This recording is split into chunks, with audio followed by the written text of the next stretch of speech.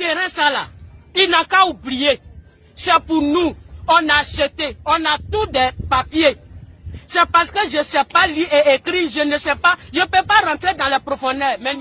Et oui, effectivement, la maman ne peut pas entrer en profondeur parce que c'est grave ce qui se passe. Cette histoire des terrains en Côte d'Ivoire, cette histoire du foncier commence à faire peur.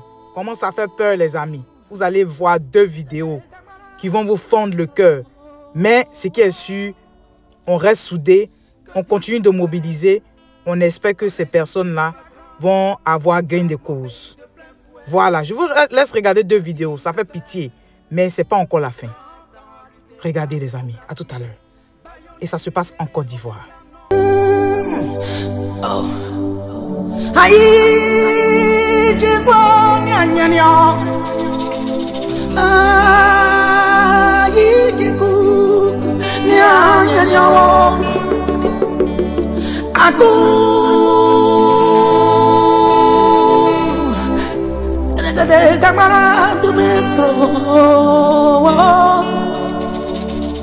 Que dit, que faire quand l'injustice flagrante frappe mon pays de plein fouet? Que dit, que faire? 30 ans à lutter pour la démocratie, bâillonné, muselé, aucune lame, non, aucun couteau ne m'a jamais effleuré les mains.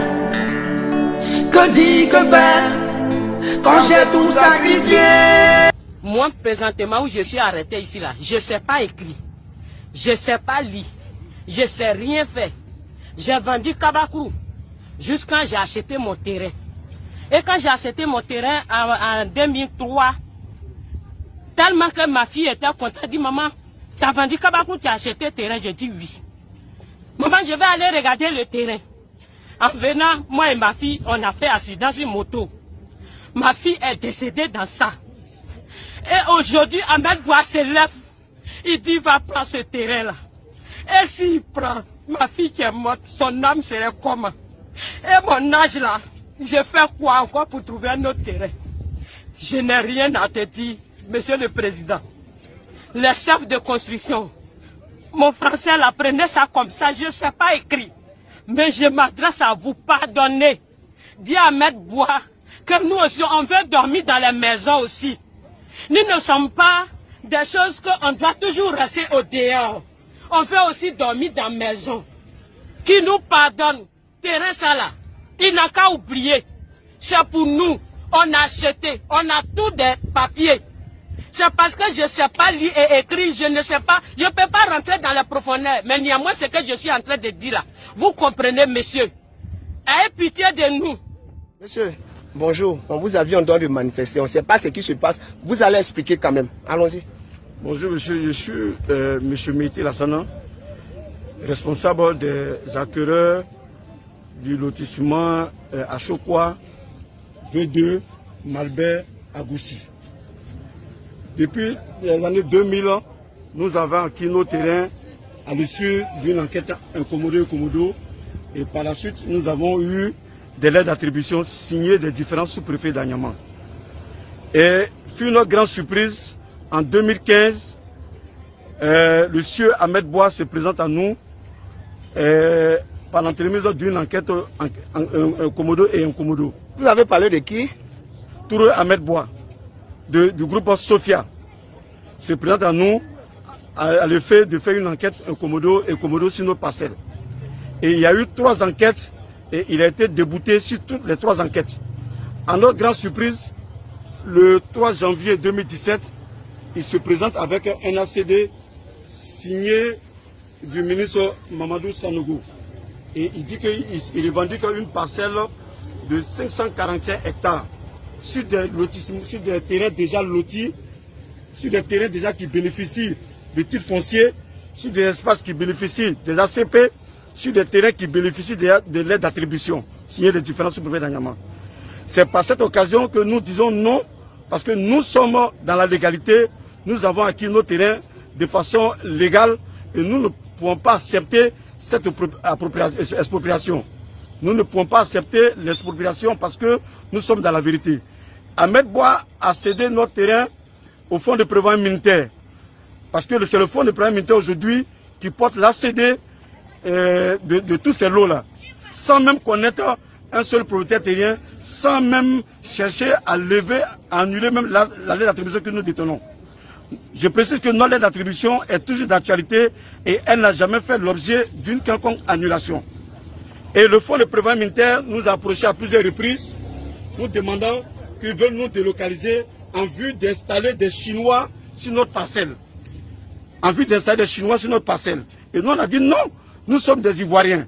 Nous avons acquis nos terrains de façon légale et on ne peut pas accepter de quitter notre parcelle au profit des Chinois. Et il y a eu plusieurs négociations et nous ne sommes pas entendus. On a dit que nos terrains ne sont pas cédés et nous ne négocions plus. Et nous recevons des menaces de la part du fonds de prévoyance militaire et nous recevons des menaces de la part de Touré Ahmed Bois. Et tout ça avec la complicité de la chefferie d'Akoupé Zedji. Tout ça avec la complicité d'Akoupé Zedji qui met la pression sur la population en vue de céder les différentes parcelles qu'ils nous ont déjà léguées, qu'ils ont déjà cédées. Et nous appelons la clémence, nous appelons le chef de l'État, le président Alassane Ouattara, de se pencher sur notre cas. Nous appelons le ministre de la Construction et de l'Urbanisme, Papa Bruno Nabagné, de se pencher sur ce cas, sur notre cas. C'est un cas d'injustice, et c'est des pères de famille, des mères de famille qui ont acquis leur terrain à la sueur de leur front. Et vraiment, ça sera quand même dommage, ça sera quand même indignant que ces derniers-là soient spoliés de leur terre. On demande pardon aux autorités, de se focaliser sur nos dossiers afin que justice soit rendue, afin que justice soit faite. Je vous remercie. Waouh. En tout cas, vraiment, pas de commentaires. Parce que franchement, c'est grave ce qui se passe dans notre pays, la Côte d'Ivoire. On allait venir prendre terrain des gens pour les donner à des Chinois. Non, mais quand même. On n'a qu'à se respecter.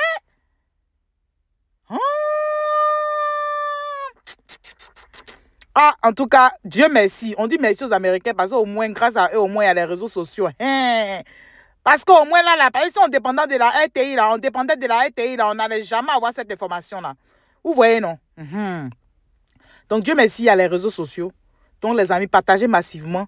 Partagez, afin que ça puisse arriver, voilà, acquis de droit, et qu'on puisse trouver une solution à tous ces problèmes-là.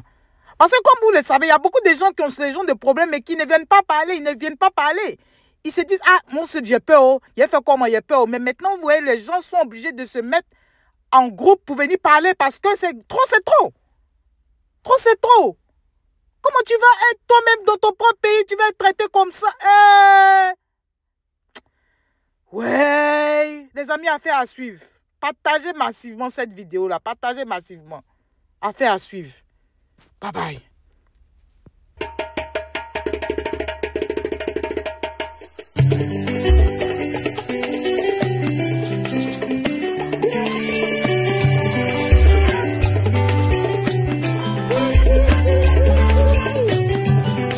Le pays que nous habitons s'appelle la Côte d'Ivoire.